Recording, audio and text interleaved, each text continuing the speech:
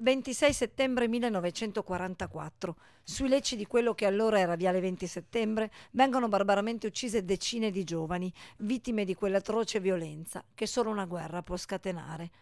Negli anni il viale è stato intitolato a quei giovani martiri e i lecci sono diventati l'unico simbolo ancora visibile di quell'orrenda pagina di storia.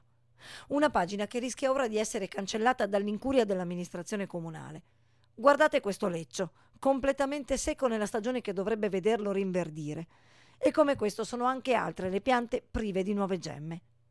D'altronde, come possono continuare a vivere piante il cui spazio vitale è ridotto al minimo? Come possono le radici di questo leccio vivere soffocate all'interno di una grata e costrette tra un marciapiede e l'asfalto?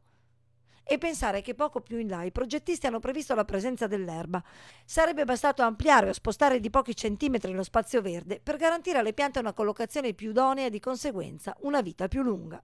Possibile che nessuno, neppure il sindaco, si prenda cura di queste, che non sono semplici piante ma testimoni di una pagina drammatica della nostra storia? Non saper conservare queste piante significa non voler rispettare la memoria di chi ha dato la vita per la nostra libertà.